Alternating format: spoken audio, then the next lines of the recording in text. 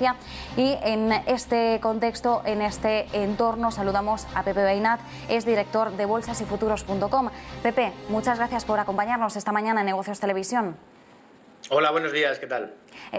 ¿Cómo has visto este movimiento, este giro, este cambio que han dado las bolsas, los principales índices del viejo continente? Veíamos una apertura en negativo en una sesión que estaba bastante marcada, por un lado, por esa sesión mixta que veíamos en Asia con la merma del mal dato de producción industrial en China, y estábamos además a la espera de conocer también esas previsiones económicas para la eurozona de la Comisión Europea, que ya ha aplicado esa rebaja de expectativas del PIB y también ese aumento en las perspectivas previas que había arrojado respecto a la inflación. En este sentido, ¿cómo estás viendo esos movimientos bursátiles que ahora predomina el tono positivo en el viejo continente?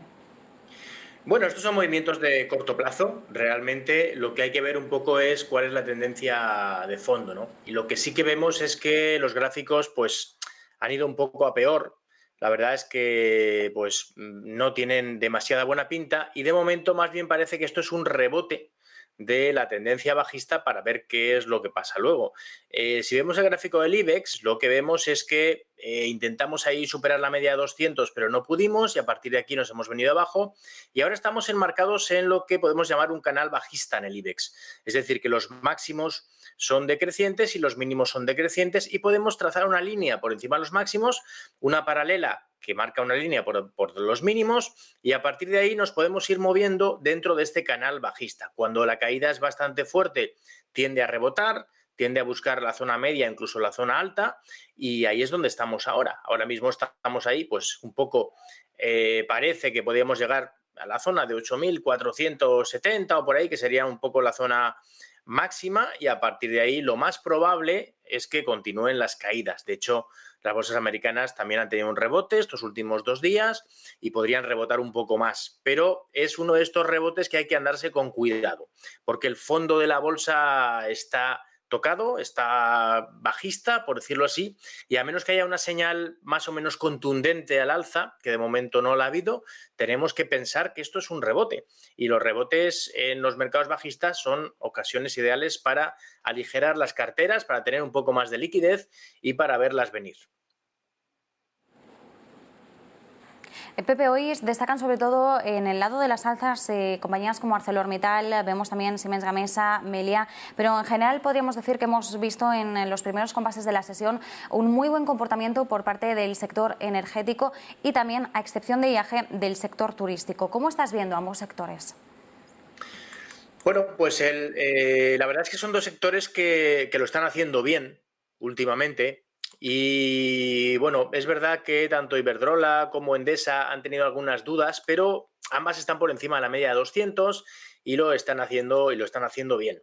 Luego tenemos a las Red Eléctrica y Enagás, que también están muy estables. Y luego tenemos a Naturgy, que ha tenido una corrección más o menos seria, pero también es verdad que sigue en la zona alcista y podría estar en zona de compra. Es decir, que la verdad es que las eléctricas dentro del IBEX, que está flojo, quizás es uno de los sectores más interesantes y que continúan siendo alcistas. Y luego tenemos el sector turístico, que como bien dices, tenemos la excepción de IAG. Y todo el mundo se pregunta qué pasa con IAG, ¿no? Porque es la que más ha caído y la que menos está recuperando. Entonces, normalmente cuando ocurre esto, el mismo mercado nos está dando una señal de que el mercado no apuesta por este valor, por lo que sea, ¿no? Yo tengo mi propia teoría. Yo pienso que es porque, bueno, sigue perdiendo mucho dinero. Los últimos resultados pues lanzaron una pérdida casi otra vez 800 millones de euros, y al final IAG solamente tiene una posibilidad si sigue perdiendo dinero, y es la de hacer una ampliación de capital.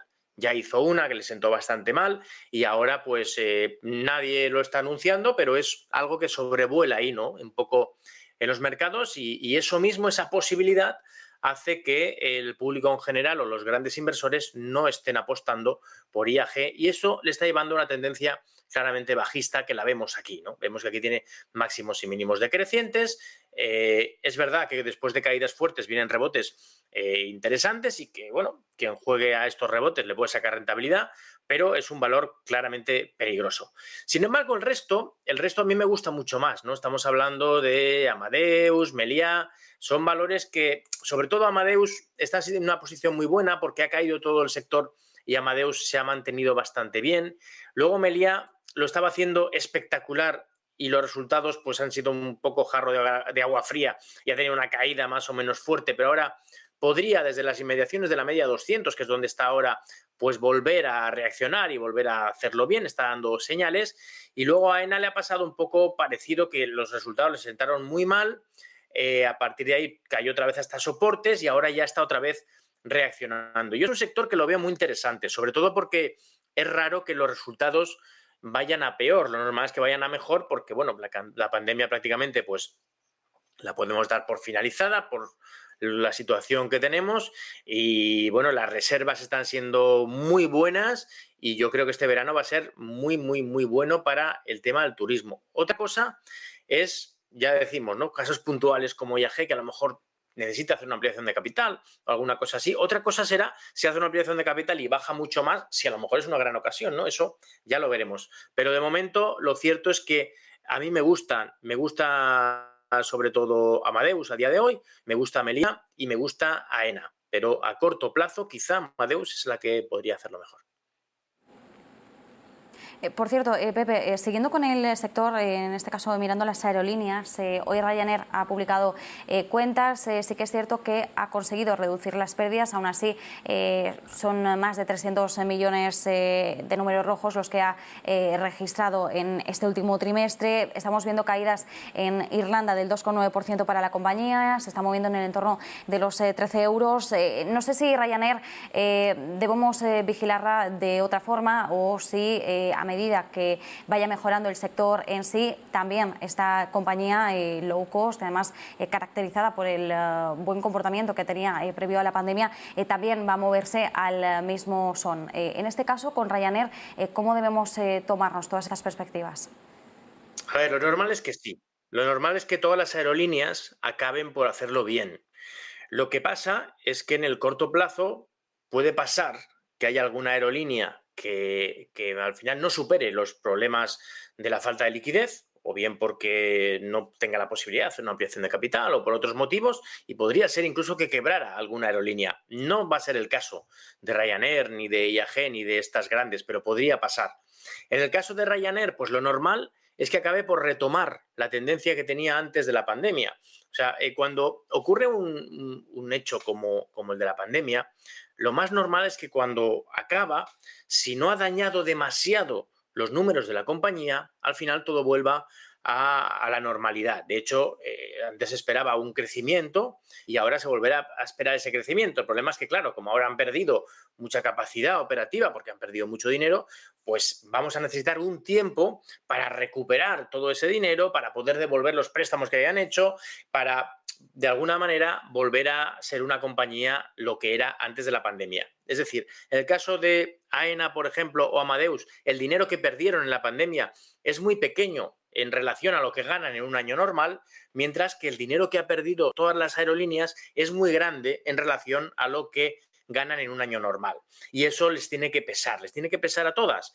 Al final volverán a subir todas, pero yo creo que van a tener problemas y les va a costar más empezar a subir.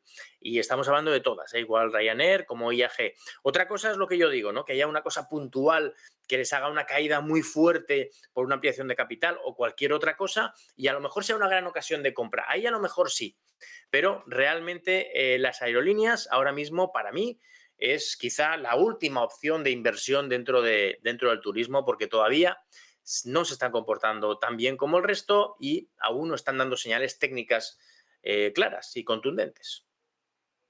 Pepe, y una última cuestión. ¿Cómo estás viendo la evolución del euro en un momento en el que nos siguen llegando advertencias sobre las implicaciones de un euro más débil para nuestra economía, en un momento en el que estamos revisando, por supuesto, esas previsiones que nos llegan de la Comisión Europea y en un momento en el que el euro se está acercando a esa paridad frente al dólar? Bueno, pues el euro claramente es bajista. Si vemos el gráfico, tiene pues un gráfico de libro. máximos y mínimos decrecientes, y lo normal es que continúe bajista hasta que en algún momento cambien las cosas y el gráfico nos lo detectará, ¿no?